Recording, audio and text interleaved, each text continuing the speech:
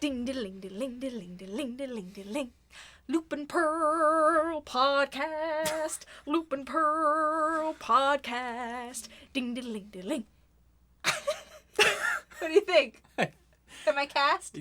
Yes, you're casted as the amazing introduction writer for the podcast. I think that should be the permanent one. We'll use that one for every single episode. No. Please. Hi, welcome to the first episode of the Loop and Pro podcast in 2021. Oh, yes, very important to say. It's not the first episode ever. No. But it is the first episode in 2021. Yes. And I hope you like this new quality. I got a new camera to use. New year, new camera. New year, new camera. Second time trying to record this episode with this camera. Mm-hmm. We went through the entire episode and figured out that it wasn't recording it. It recorded the first 15 minutes and then said, no. Yeah, so we were like, Great. So here we are again. That's great. Second time, yes. The charm. No, whatever. Yeah, we're ready. We're ready to rock and roll. Oh, we're so ready to rock and roll. Yeah. It's not 2020 anymore. Yeah, we're so ready to rock and roll that it's not even 2020 anymore. We put together some awesome goals and plans. Yeah, for the podcast. Yes, for the podcast specifically. You want to tell them one of them? Yeah, so we have a couple of ideas that we want to do for this podcast. Well, the first thing for the podcast itself is that we want to include more interviews into the podcast, which you're going to see the first interview in this episode. We don't want to do interviews for every single episode, but maybe like every other episode, talking to some friends that are extra creative that we really like to talk to about creativity, a lot of fiber art. So we will talk to a lot of fiber artists, and you'll see that in today's episode. But we will also talk to just artists that we like that have very interesting creative endeavors, like music or sculpting or painting or origami or basically people who have a creative drive and who we want to pick their brains and see how they work. Yeah. So those interviews will be coming every other month. That's our plan for half of the episode. So you will see our first interview very shortly for the first half, and then we'll go through our usual stuff right after. Yeah. And that's the first thing that we want to do this year. And the other thing that we want to do this year is we want to start doing live streams. So I obviously do a lot of live streams on this channel on Club Crochet, but we want to start doing some joint live streams for Loop and Purl itself. So we'll do some craft along live streams where we're both doing a craft simultaneously. Knitting, crocheting, and or let's play and crochets. Well, maybe not. Let's play and crafts. Yeah. So series where we'll be playing video games. One of us will be playing a video game. The other one will be crafting, and then we'll switch off. And the craft doesn't have to be knitting and crochet. No, we could paint, or we could do embroidery, or this is our podcast. We can do whatever we want. Yeah, we can do whatever we want. So if you want to know when we're going to do those live streams, because they haven't been scheduled yet, but they will soon, we're going to announce that on our Instagram. So go ahead and follow us at the Loop and Pro podcast on Instagram to find out more. Or you can subscribe to this channel, and when we go live, you will get a notification. Yeah. Actually, if you hit the little bell icon down below, it'll give you a notification straight to your phone whenever we're doing a live stream and stuff like that. Wow. The future. The future is now. Have I said that on this podcast already? Well, that wasn't the future. Now is the future. Now we're in the... Well, now we're in the past. Are we presently in the... You gotta live in the moment.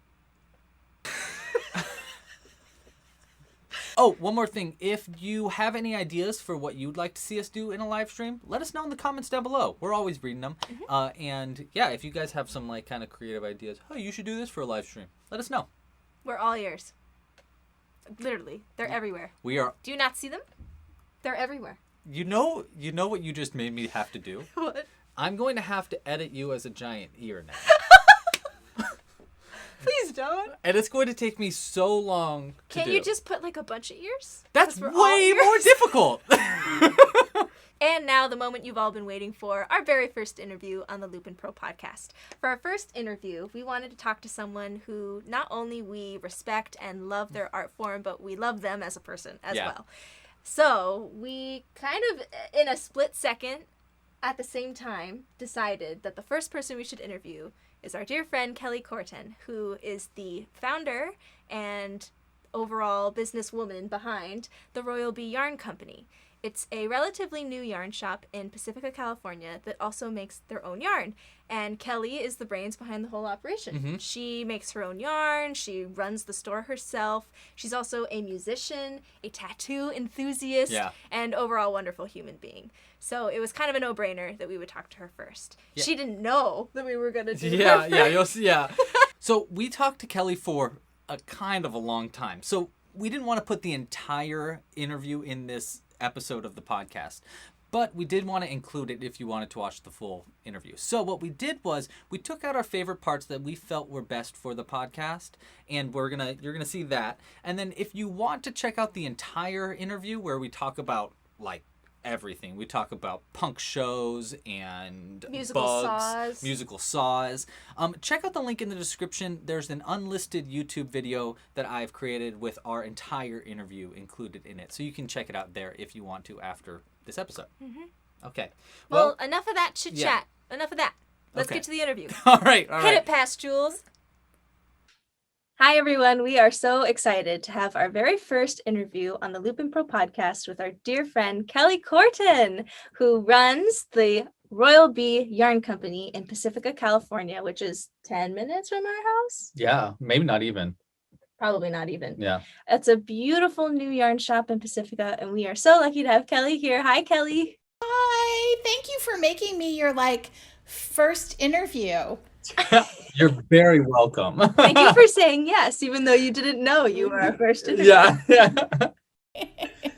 I'm down. Yeah, let's just jump right into it. So we interviewed with Kelley on her own podcast thing, early on in quarantine. Mm-hmm. And in that, we were talking to her and her husband, who was just starting to maybe think about getting into crochet. So my first question is, how is Tony's crochet going? It's not really going. I mean, he was so, I've been trying to get him to knit for forever. And then when, he was so inspired by Louis Loops, by Crochet 101. He was like, I've got this. I'm totally going to get into it. And then the board game that you made, he was just completely into it. And I really thought, this is it. He's going to get into it because of the whole aragurumi, and he started, and then it just went. Yeah. I bet you have to think about getting people interested in knitting and crochet pretty often, huh? I'm kind of going away from our set questions here because it just feels natural to ask, what's your system? How, if someone comes straight into the store and they're like, I want to get interested in knitting, what do you do? Well, I have a whole beginner class that I do for people. And of course, pre-COVID, we would do that in person. So I'd encourage them to sign up for either beginning crochet or beginning knitting. And then I have kits that I've put together with practice yarn and then some so-so yarn, and I have a whole system. And actually, post-COVID, I now also have kits. People come in and they're like, oh, I really am interested in crocheting, or I'm interested in knitting, and then I send them a series of videos. And for crochet, what I tell them is to Google Crochet 101 and go straight and sign up to yours, because it's the best. And I'm not just being sweet because we're friends. It is. And then Kelley of Kelley White Designs was kind enough to video her hands and do a little voiceover with the technique that I teach in terms of the beginning knitting class. So I can now tell them, oh, go to our little channel and you'll see steps 1 to 10 because I have a particular approach that I like to use in terms of teaching people how to knit. And although I have taught people how to crochet, it's a total cheat because I can barely crochet. What's your favorite part of the shop?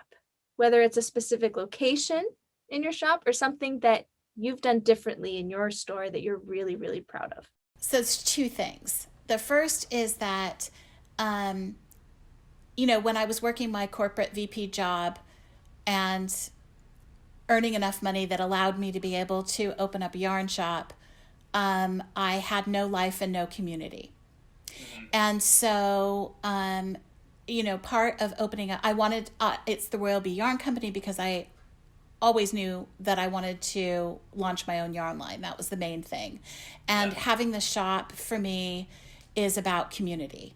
And so my favorite part is, our seating area where people come and hang out and knit and crochet and embroider or just macrame or whatever it is that they want to do with fiber, table looms, whatever.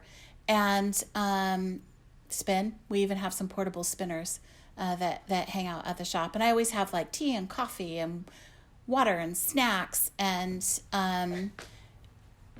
we have made it super plain that from the very onset of opening the shop that we are fierce supporters of our BIPOC and LGBTQIA community.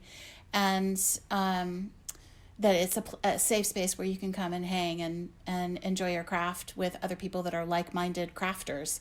Yeah. So that's the part that I love the most. But when I come in the morning and nobody's here and I'm mopping the floors and cleaning everything and I'm by myself surrounded by the yarn and it's really quiet and I make myself a cup of coffee to start the day, that's kind of my favorite. Oh, sounds magical. It does. The way you talk about your yarn store really resonates with me because, obviously, like, we're two peas in a pod here. Like, I've started my own yarn company in its own right. I'm not making my own yarn yet. Who knows?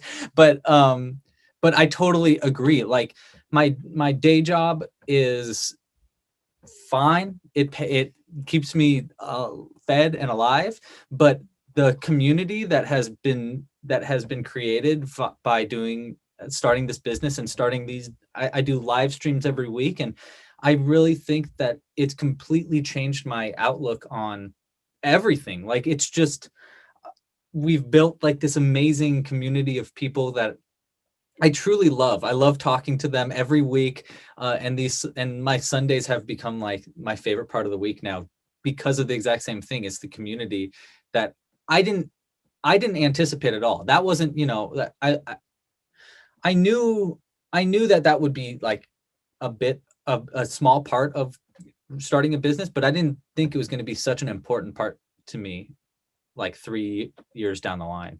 But yeah, I totally feel you there.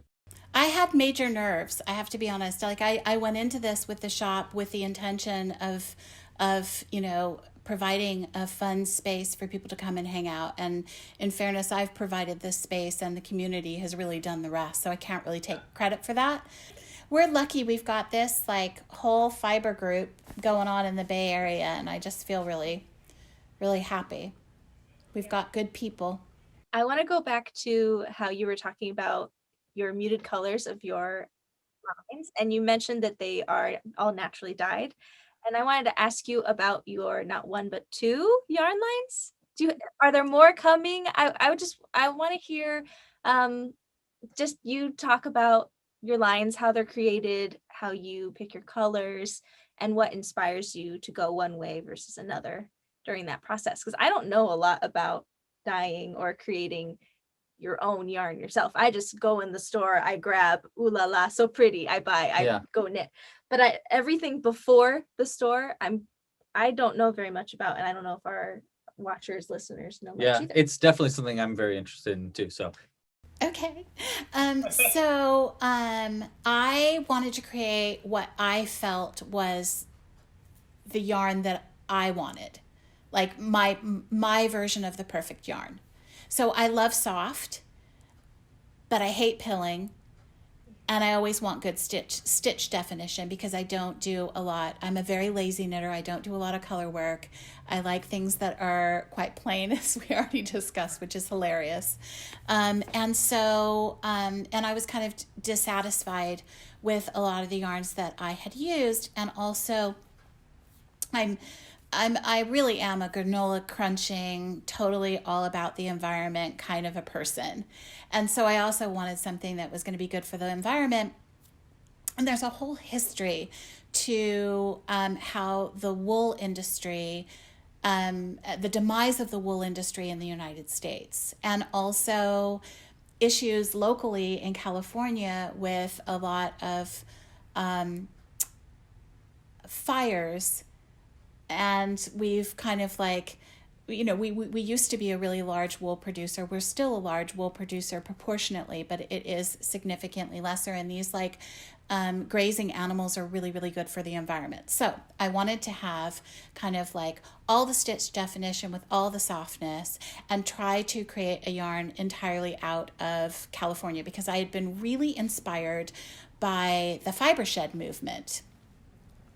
That could be a whole nother tangent. I'm a fiber shed producer. What ended up happening was that I couldn't source merino that was fine enough. I have an 18 micron merino, which is really soft. I couldn't source the fiber in California because they just don't grow here. So the closest I got was South Carolina. So I'm working with a little eco-friendly farm in, I'm sorry, it's not South Carolina, North Carolina. And so I buy the bales of wool from them, and then I store them until I have enough money to get them milled. And I came up with a 3-ply for my fingering, and then 4-ply for my DK worsted bulky and super bulky. Because the more plies you have, it is more expensive to create, because of course the mill is doing each of the plies and then twisting them together. So, you know, the more plies, the more expensive the process. But those plies give you all that great stitch definition, and they also help to dampen down the pilling. So, my mill isn't too far away from the farm, which is also good because milling takes a lot of water. And so that was also something that I was cognizant of in terms of, you know, transportation, water, blah, blah. So then in terms of the dyes, I wanted obviously to use all natural dyes and mostly vegetation. So I come up with the colors and the dye formulas, usually by doing a combination of like foraging and going to the grocery store, avocado pits, onions, you know, all the classic things that you use in order to dye. And then I guess this is my hobby. Yeah. Playing around with different, like, you know, mushrooms and walnuts and, you know, all the stuff. Kind of, I guess it's like, and just like cooking this stuff up and seeing what happens.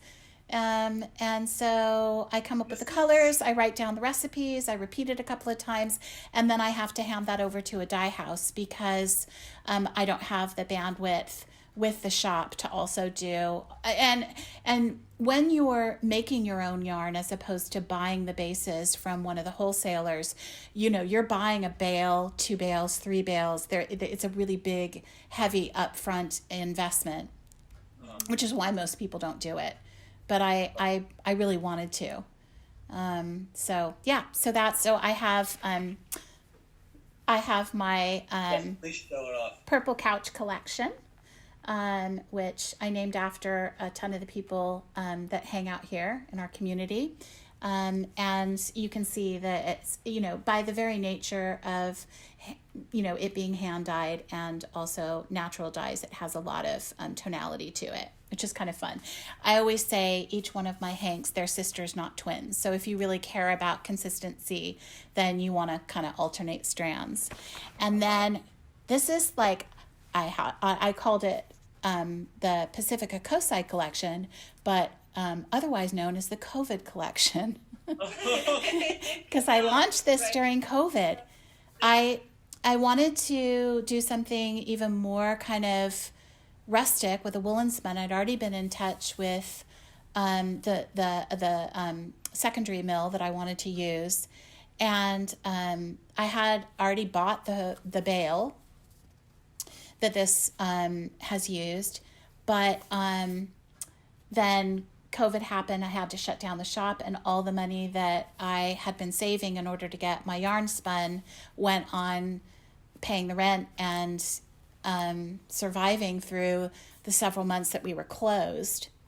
And then I got a little economic disaster recovery, and I was like, yay, I can get my yarn milled. So I went with a woolen spun because there aren't that many woolen spun yarns. And again, I'm trying to, not repeat anything that anybody else is doing.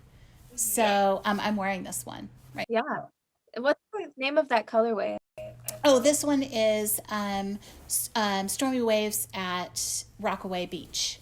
I named each one of them after like places we were kind of hanging out with locally at home in Pacifica. I think I have a skein of it in bulky in my stash. I think that's the one I went with. It's either that.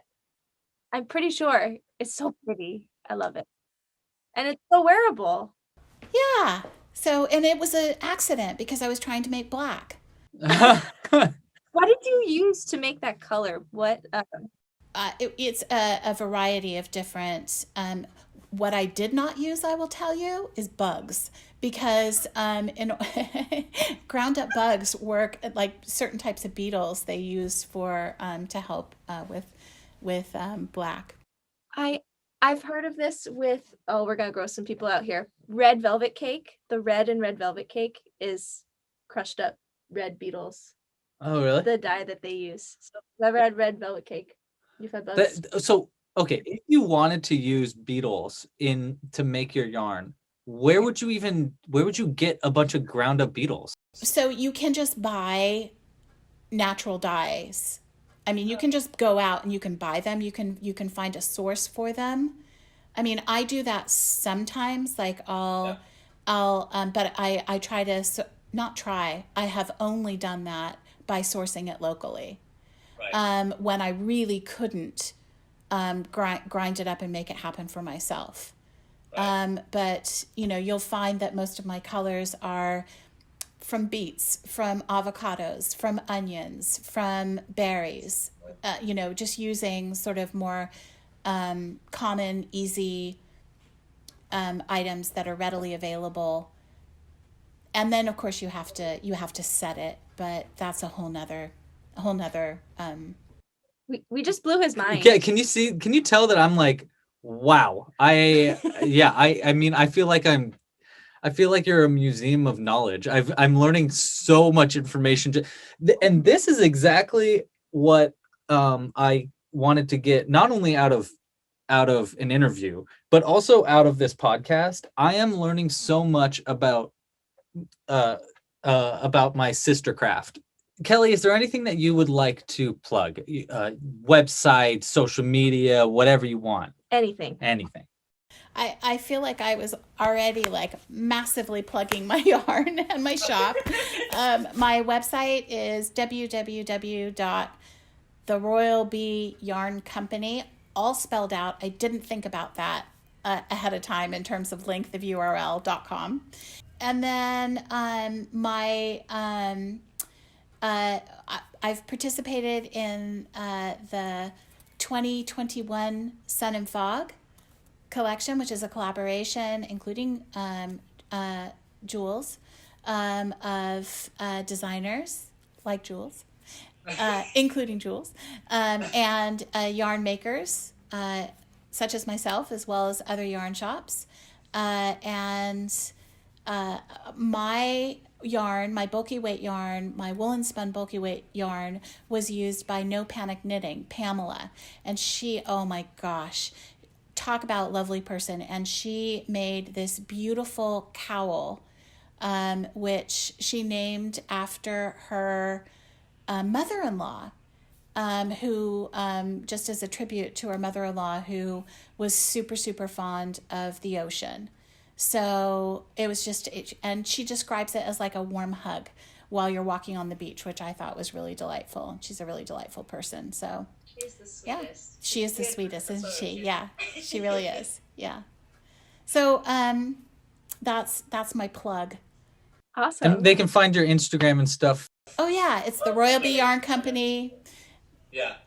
Everything all spelled out, really long. Bee is BEE, like buzzing bees.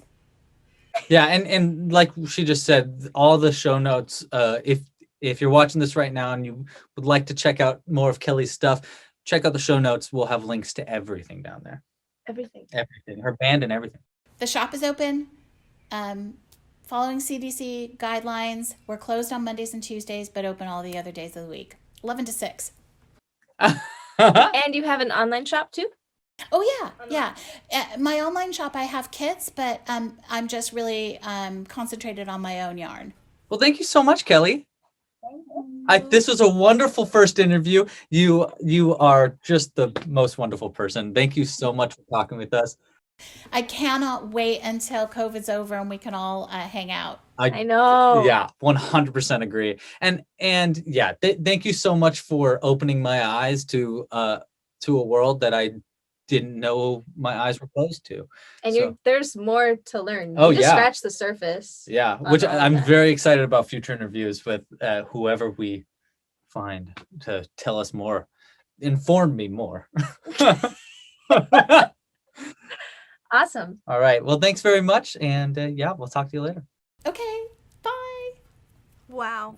What an awesome interview. My gosh. For first time? Yeah. Oh my gosh. So great. Wow. And I have to say, your hair looked amazing. Oh, thank you. Yeah.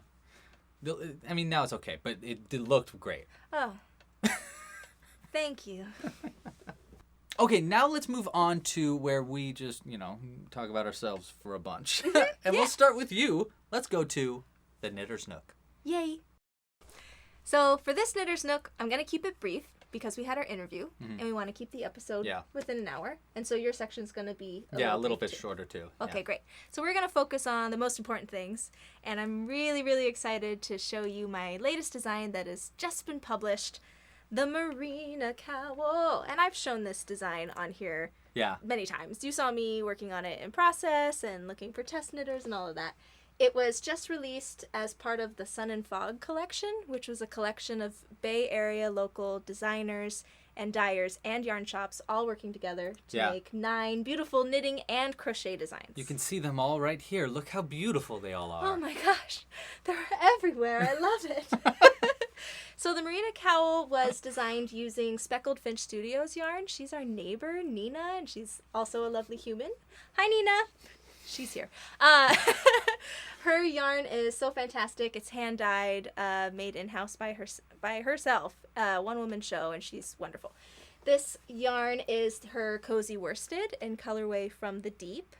And this is the small size of the design. I also made a large size. Yeah, it's like big enough to fit both of us simultaneously. Let's do it. So this is the large size. This is how we wear it. We go out on the beach wearing it like this all the time. So everyone knows we're a couple. Yeah. It's great how often I tell the truth on this podcast. So the idea is that you wear it like an infinity scarf, where you wrap it around a few times and you kind of like bulk it up. So this is this yarn is called Cascade 220, and it's a worsted weight yarn. It's superwash. And it's just a solid color, so you can get a sense of the stitch pattern with just one color and then a multi-speckly color. Yeah. The pattern comes with both sizes, and you should definitely check out the rest of the collection when you go check out this pattern on Ravelry, as well as Lovecrafts and Payhip. Just added it to Payhip, which is a new site for me. So. Yeah. If you want to check out any links that we're talking about, we forgot to mention this earlier. We do have show notes, so with all the links to everything that we're talking about. Everything. You can check out a link to our show notes in the description down below, or by going to clubcrochet.com/podcast. Thank you. You're welcome. One quick question I wanted to ask you before we move on is, could you dye this entire piece? Because like that, obviously the yarn is already dyed, but this one is basically like a blank canvas of, so you could theoretically dye the whole thing, right? Yeah, theoretically. Kelly says in the interview that we can dye superwash yarn more easily than non-superwash because it is less likely to felt up, which is great. I have seen people knit an entire sweater and dye it afterwards, or splash it with dye. I guess that's how you do like tie-dye and stuff, huh? Yeah. No. Yeah, exactly. But I like it as is. Yeah. I'm just curious about how, now that we talked to her about dyeing stuff, now I'm like super curious about dyeing stuff. We should talk to Nina and see if she'll show us a thing or two. Yeah, that'd be really cool. All right, and a change of pace for the Knitter's Nook. I'm going to talk about crochet. How dare you? What? That's my thing. But I thought the whole point was that I would maybe crochet some things, and you would maybe knit some things on the podcast, and it would be great. How dare you? Well, whatever. I'm going to do it anyway. My work in progress is a special work in progress because it's crochet, which is abnormal for me. This is my second crochet project ever. You're probably asking, why is Jules crocheting? Well, my first crochet project was part of a knit-along crochet-along that we hosted for the last Sun and Fog collection, the very first one ever released, which was last summer. And I made a crochet design that was part of that collection to be a part of this knit-along/crochet-along and, get things going with that event. So I figured, well, we're back at it with another Sun and Fog knit-along crochet-along. Why not crochet again? It was also really hard not to crochet this because I just love the stitch pattern so much. Yeah. So it is really cool. This is the Pebbles and Sand cowl, halfway done, made or designed by Kristen Lynn, also known as Artfully Hooked. And what's so lovely about this cowl is the little scallop details at the top that I guess you could argue look like waves themselves, but also maybe we can zoom in on the camera. There are these little shell patterns that are repeated, as well as these puffs, she calls them in the pattern, that kind of remind me of pebbles, hence the name, the Pebbles and Sand cowl. So I think that's how she got a lot of ocean themes in here. The whole collection is inspired by the ocean, and she knitted it in a beautiful variegated blue and white yarn. I decided to use Kelly's yarn. Oh, yeah. This yarn was made by the Royal Bee Yarn Company. It was their very, very, very, very first batch of Purple Couch collection, which is no longer available, but she has a bunch of other lovely yarns that we talked about. And so it's going to go like this. It's going to wrap around. It'll be sewn together? Yes. So it'll be a almost like scarf length, and then I'm going to sew the two ends together in a circle. And it'll just be a single loop like kinda this like one, that one, yeah. but much bigger. A little bit, yeah. Yeah. I went up in hook size, and I think that made it a little bigger, but I wanted it to be a little drapey. Yeah, more flowy kind of. And the yarn, I was warned by Kelly that the yarn was slightly thicker than your average fingering weight yarn, so I knew I was probably going to have to size up. It's almost worsted. No. I would say closer to sport. Because it goes fingering, sport, DK, worsted, Aran, bulky, super bulky. And below fingering is sock and lace. Gotcha. So yeah, this is my work in progress. I'm halfway through. I'm going to do about 20 repeats, and I've done 10. And I can't stop. Can't stop, won't stop. That's because crocheting is very addicting. It is so addicting. It is so fast once you get the hang of it. Yeah. And this is only a 4-row repeat. I have it memorized. I know some people would say it's better than knitting. Some people. I'm kidding. They are equal. Yeah. Equal, not the same, but equal. He's trying to trap me. Yeah, whatever. And that's all I have today, keeping it nice and short for you. What a solid transition to from the truly best part of the episode. To much smaller 3D crochet over in the Crochet Corner. Ding, ding, ding, ding, ding, ding, ding. My newest design, you guys have probably seen before if you've been watching this podcast, but I'm going to show you again anyhow because they're finally actually released and out and about. So, this month we did for our kits a BYOB, Build Your Own Burb. You got to choose between 5 different designs of burbs, 2 of which were already out, the pigeon and the turkey, but I came out with 3 more burb designs this month. The first of which was... Gimme. A little chicken. Look at how cute the chicken is. And what I really like about the chicken, other than the fact that, of course, our chicken is, in fact, a burb in disguise, ready to spy on everybody. But also, well, this one's not the right way, so keep your hand out. I will. I realized that I could use my finger puppet pattern in addition with these burbs to make them lay eggs. Boop. Isn't that great? Oh my god. I didn't know we had little wooden eggs. Yeah.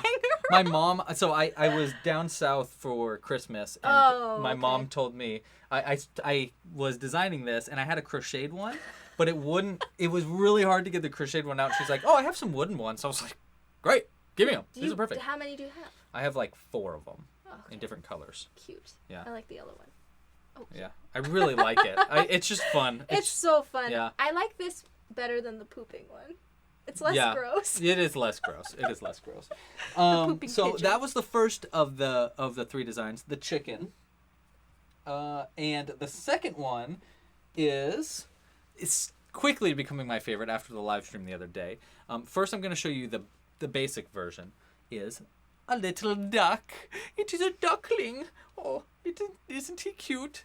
He's perfect so that you can spy on your local ponds or benches. Oh, those fish. You can't trust those fish. You can't trust those Koi fish. No. No way. Are you kidding me? No those way. mustaches? Nuh-uh. No way. No. And what I did the other day for the live stream, I actually made a different version of this duck that is a French duck. His name is Monsieur Quack. And what is the best part about this French duck, other than his beautiful eyebrows and his beret and his little baguette, is that when you take his head off, he still has a little beret. He's French on the inside and the outside. Yeah. So this is kind of also my new design and also kind of my selfish crochet because I made something cute. I don't know. Super cute. Yeah. These ones have magnets in them so they can connect to anything metal. Where's the magnet?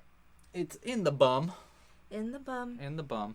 In the So bum. this was the second of the 3 designs this month. And then the last one is the crowd favorite, the barn owl. I love this one. It's so freaking cute. I really like to do this with him so that he's like turning his head a little bit, just slightly, you know? Yeah.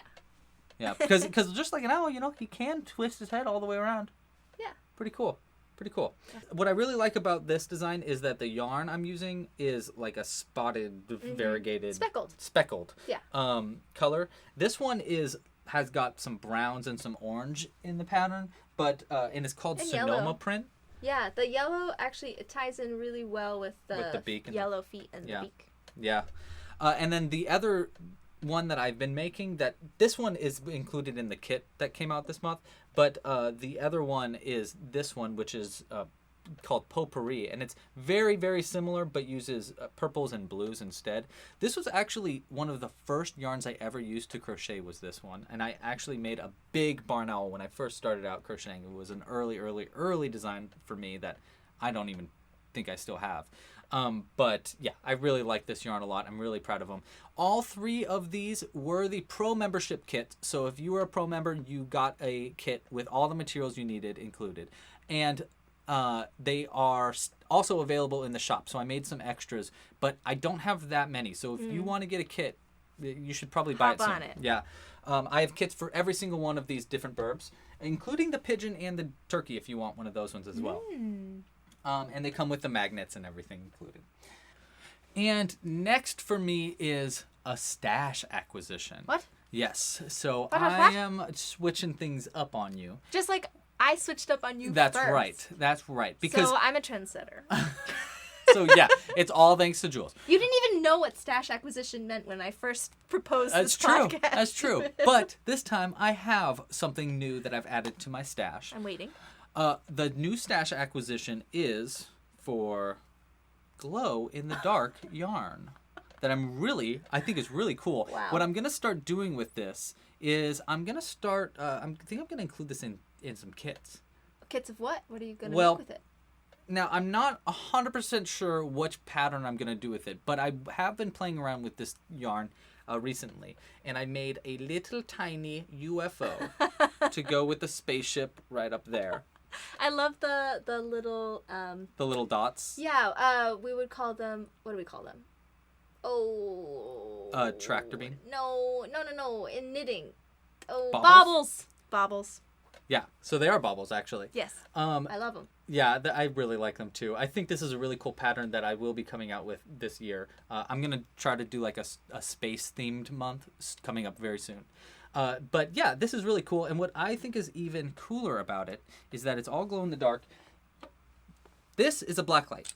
And what we can do with this black light is when I shine this black light all over this. Does it like Charge it up? Yeah, like basically charges it up as if it were out in the sun for like a long period of time. That was more than enough. So I'm just going to go ahead and turn the lights off and you'll see how they glow. Oh my gosh. Does it come out gosh. That's insane. Wow. Yeah. The only light in here is from the computer. Yeah. And the glowing. Yeah. Wow. Oops, sorry. Yeah, What's really cool is the bottom of it. Look how much that one glows. It's like a little flower. Yeah. I really like it. I'm very, very excited to use this is in the future. Creative. Yeah. It's going to be, I mean, think about all the uses we can do with this. You know what this reminds me of? What? The blacklight yarn that I use. Yeah, that's what I was thinking. Cowl. And that's why we actually have these black lights. Let me go turn the lights on real quick. Okay, thank you. And we're back. And we're back. Yeah, so I think this is going to be a cool little addition. Nice, fun thing to add to kits because likely you won't need a lot of this glow in the dark. Right, and then you can use it for all sorts of other things like eyes. Yeah, I was thinking bat eyes would be really fun. Or even just like a glow in the dark belly on like a Care Bear or something. Yeah. Just something so that you wouldn't notice in the daytime, and then you turn the lights off and you're like, oh, look at that. Yeah, I'm really, really excited to put this into use for something. That's so cool. Yeah, and there's a little, hint at future months kits, so I'm sure you'll see us talking about it again in a future podcast. Mm-hmm.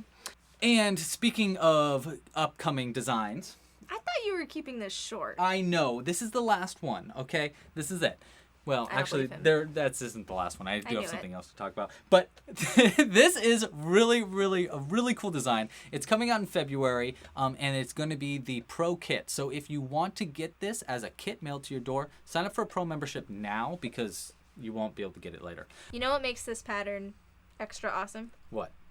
I gave him the idea. That's true. I mean, it's true. You did give me the idea. Well, stop waving it around and show them. Sorry.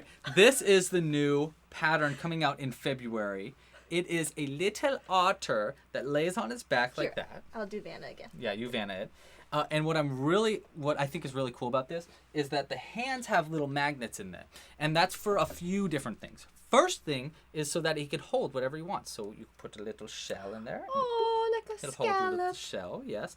Or you could put the idea is going to be it's going to be a Valentine's card that comes in the kit. So you can write a little Valentine's Day thing and give this to whoever you love, your friends or family or significant other with a little card knit. So yeah, that's the kind of idea there. Adorable. And then the other thing, the reason that there's magnets is because if you can make two of them and they could be holding hands. That was the original idea. Yeah. He's like, what am I going to do for February? I've done hearts. I've done anatomical hearts. I'm really stuck for Valentine's Day. And I said, well, what about little otters holding hands? Yeah. And that's where we are now. Yeah, I'm just so excited about this one. And what's cool is if you get the hands close enough, he can clap.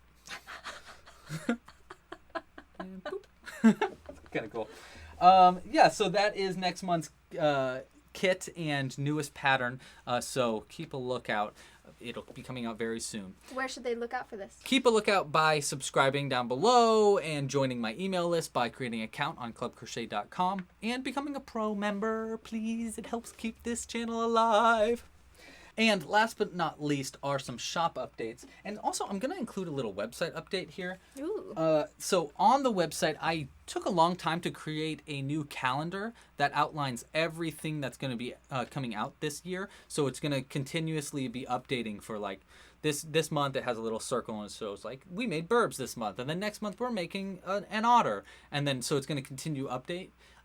So I'm really excited about that. You can check that out on just the homepage. I took a long time to figure out how to make it. And it's rainbow. Yeah, and it's rainbow, and each of the posts are going to be slowly changing colors of the background. I'm really excited about it. I'm also kind of connecting it with the live streams, so the background of the live streams should be changing every month to like kind of work in that rainbow thing. So you have a color per month? Yeah. I love this. Yeah, I think it's gonna be cool. It's pretty fun. And I did a calendar for last year, so you can see like what the calendar will look like at the end of the year, and you can see all the patterns we came out with last year, and there were quite a lot. What you might have missed, and what might entice you to become a pro member. Oh yeah, exactly. And then the other update is that we finally have some Burb merch in. Wait a minute. Some. Burb merch. Some perch merch. Perch. Wait, some Burb perch merch. No, what the. What of perch? Church of perch. Church of perch. Burb merch. Yeah, that works. We got some Church of Perch burb merch friendly in the store. Loop and purr. yes. So my friend designed a few of these little Church of Perch stickers. We also got t-shirts made, so if you would like to get some t-shirts with Church of Perch, I tried to make it kind of hard to decide which one you would want to get, because on this one we have the duck and the chicken and the pigeon and an owl, and on this one we got the pigeon and an eagle and another different kind of owl and a hummingbird. So it's got kind of like some favorites. Also, if you look at the logo of the Church of Perch, there are a few little poop stains from the bird. Oh no! Really? You didn't see that. Notice that. It's and we got a little Pope burb in the very center. I'm very excited about these. And is this the image on the shirts as well? Yeah. You can choose between whichever image you want. I think I'm gonna do a lot more with these designs in the future. So keep a lookout for more kinds of merch. Some more kinds of Church of Perch merch. Bird merch. In the Church of Perch bird merch. Yeah. Loop and purr perkers. Nurker perch perkers. The perch and merch and birch. Don't forget the burb. And that's all I got. Thank you so much for watching. Yay! If you haven't already, please like and subscribe. Yes, please. It helps spread this channel out. If you want to help support this channel, we've been talking about it the whole time. Become a member and stuff like that. Like the channel. Subscribe down below. Join the email list. Check out our show notes if you have any questions about anything we talked about. Yeah. Comment below on this video with your thoughts, your praise, your suggestions. We want to hear it all. Yeah, anything. A huge thank you to Kelley Corten for being our very first interviewee. Yeah, seriously, thank you so much, Kelly. It really meant a lot to us, even though we kind of spring that it is our first interview. So, hey, sorry about that. Also, fun fact, she interviewed us on her blog for the Royal Bee Yarn Company with her husband, Tony. So if you want to check out that interview, go to the link below. We'll link it below. We'll put it in the show notes as well. If you want to check out our interview on their little, I think it's a podcast. They're calling it a podcast, right? Blogcast. Yeah. Vlogcast. Whatever. Thank you again so much for watching. We really hope that you have a better 2021 than you did 2020.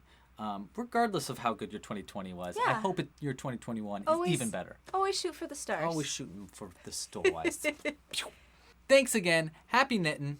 Happy hooking. And pasta la pizza. Ooh, pizza. Bye. Oh, we should order pizza. Yeah. Bye. Bye.